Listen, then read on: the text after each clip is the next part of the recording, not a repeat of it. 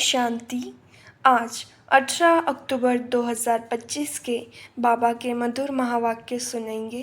बाबा बोले, मीठे बच्चे, आत्मा अभिमानी होकर बैठो, अंदर घोटते रहो, मैं आत्मा हूँ। देही अभिमानी बनो, सच्चा चार्ट रखो तो समझदार बनते जाएंगे, बहुत फायदा होगा। प्रश्न, बेहद के नाटक को समझने वाले बच्चे किस एक लो नियम को अच्छी रीति समझते हैं? उत्तर, एक अविनाशी नाटक है। इसमें हर एक पाठधारी को पाठ बजाने अपने समय पर आना ही है। कोई कहे हम सदा शांति धाम में ही बैठ जाएं, तो यह लो नहीं है, उसे तो पाठधारी ही नहीं कहेंगे। या बेहद की बातें बेहद का बाप ही तुम्हें सुनाते हैं। ओम शांति। अपने को आत्मा समझकर बैठो, देह अभिमान छोड़कर बैठो। बेहद का बाप बच्चों को समझा रहे हैं। समझाया उनको जाता है जो बेसमझ है। आत्मा समझती है कि बाप सच कहते हैं। हम आत्मा बेसमझ बन गई है। मैं आत्मा अविनाशी हूँ, शरीर विनाशी है। मैं आत्म अभिमान छोड़ देह अभिमान में फंस पड़ा हूँ। मैं तो बेसमझ ठहरे ना। बाप कहते हैं सब बच्चे बेसमझ हो पड़े हैं देह अभिमान में आकर। फिर तुम बाप द्वारा देही अभिमानी बनते हो तो बिल्कुल समझदार बन जाते हो। कोई तो बन गए हैं, कोई पुरुषार्थ करते रहते हैं। आधा कल्प लगा बेसमझदार बनने में। इस अंतिम जन्म में फिर समझदार बनना है। आधा कल्प से बेसमझ होते होते 100% बेसमझ बन जाते हैं। देह अभिमान में आकर ड्रामा प्लेन अनुसार तुम गिरते आए हो। अभी तुमको समझ में रही है, फिर भी पुरुषार्थ बहुत करना है, क्योंकि बच्चों में देवी गुण भी चाहिए। बच्चे जानते हैं हम सर्वगुण संपन्न 16 करा संपूर्ण थे। फिर इस समय निर्गुण बन पड़े हैं, कोई भी गुण नहीं रहा है। तुम बच्चों में भी नंबरवार पुरुषार्थ अनुसार इस खेल को समझते हैं।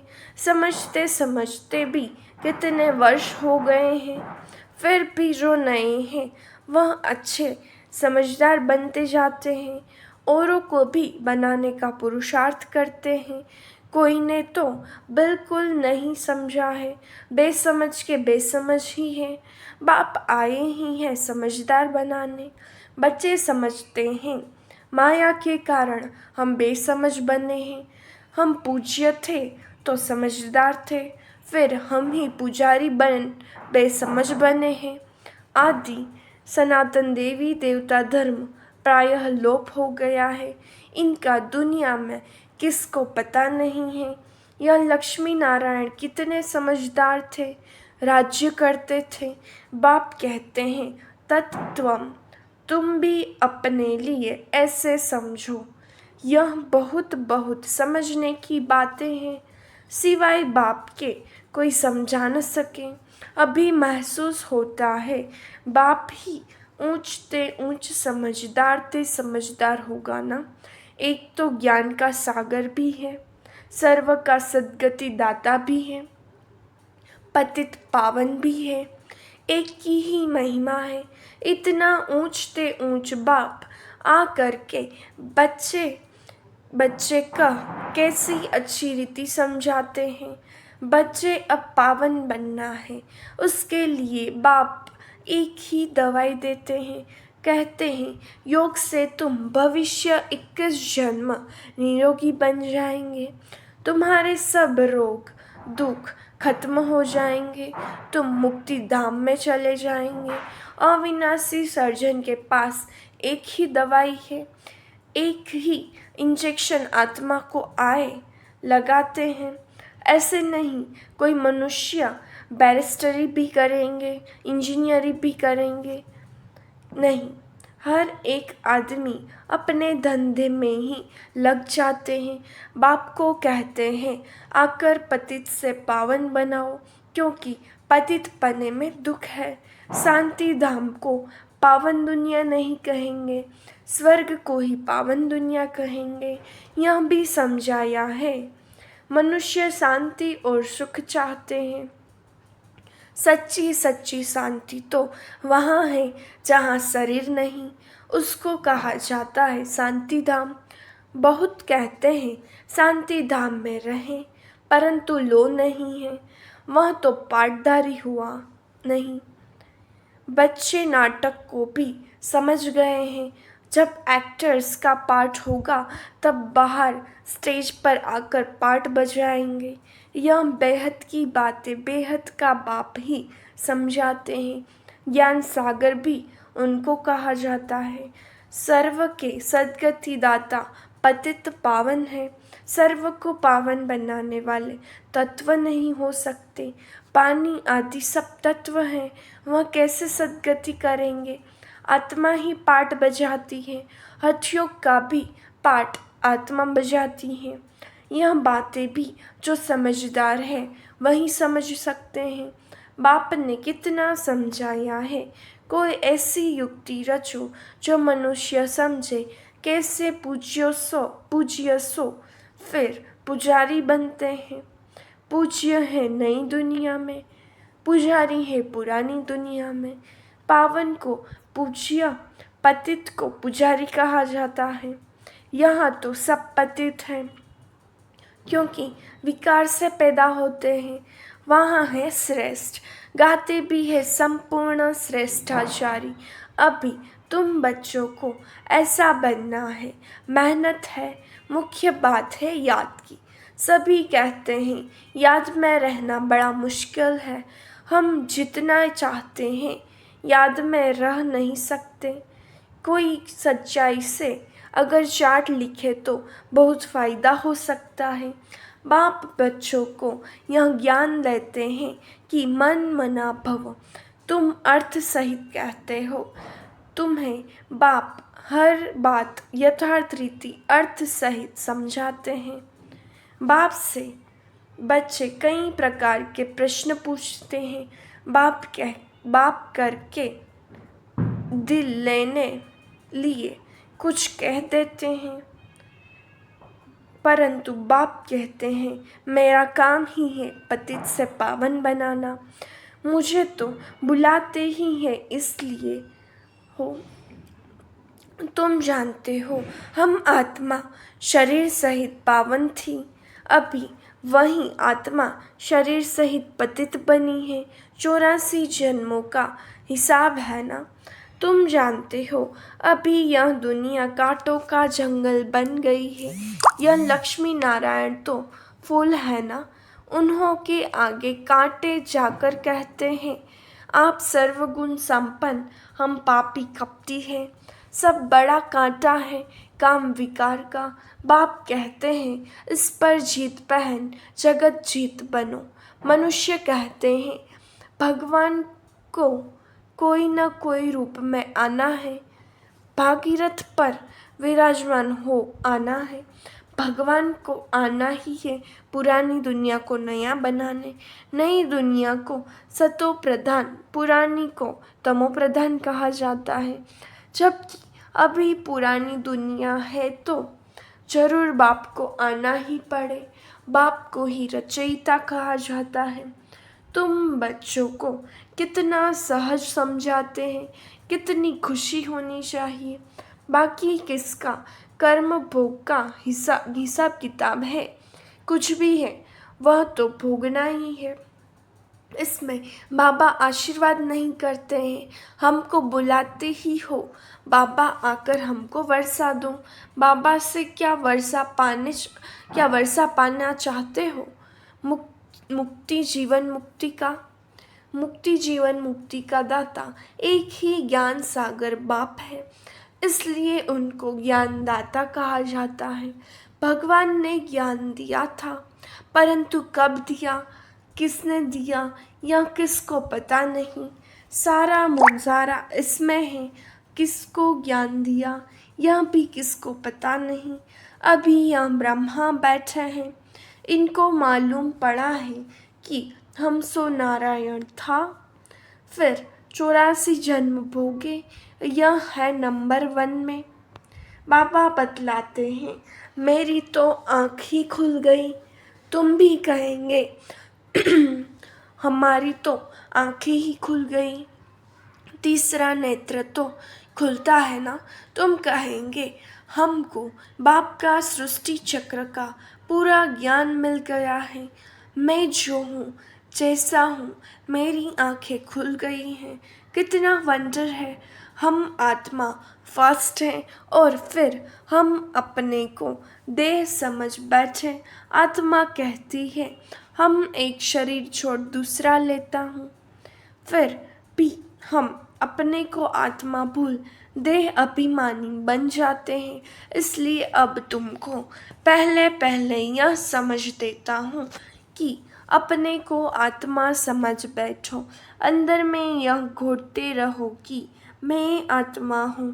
आत्मा न समझने से बाप को भूल जाते हैं, आपको भूल जाते हो, फील करते हो। बरोबर हम घड़ी घड़ी देह अभिमान में आ जाते हैं। मेहनत करनी है, यहाँ बैठो तो भी आत्मा अभिमानी होकर बैठो। बाप कहते हैं हम तुम बच्चों को राजाई देने आए हैं। आधा कल्प तुमने हमको याद किया है। कोई भी बात सामने आती है तो कहते हैं हाय राम, परंतु ईश्वर व राम कौन है यह किसको पता नहीं। तुमको सिद्ध करना है ज्ञान का सागर, पतित पावन, सर्व का सद्गति दाता। त्रिमूर्ति परमपिता परमात्मा शिव है। ब्रह्मा विष्णु शंकर तीनों का जन्म इकट्ठा है। सिर्फ शिव जयंती नहीं है, परंतु त्रिमूर्ति शिव जयंती है।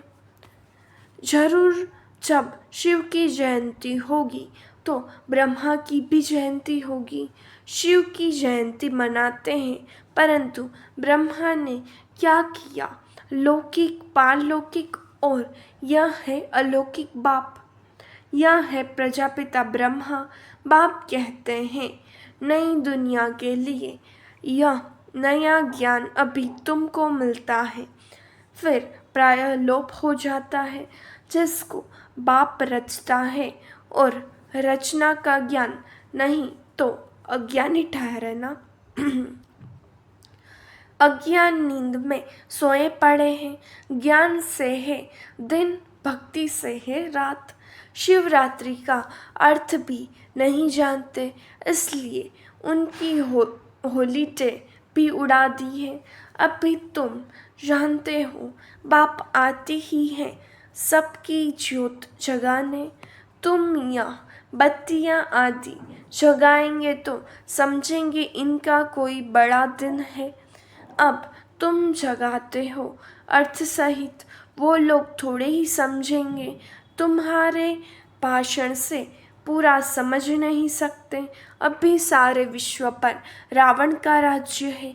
यहाँ तो मनुष्य कितने दुखी हैं। रिद्धि सिद्धि वाले भी बहुत तंग करते हैं।